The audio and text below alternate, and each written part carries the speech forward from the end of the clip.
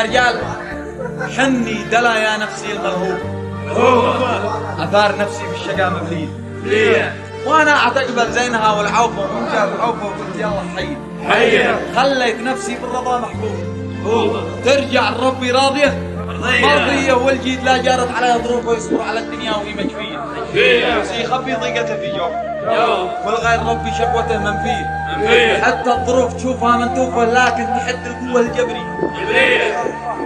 والقى دي جاء من رفيق شوفه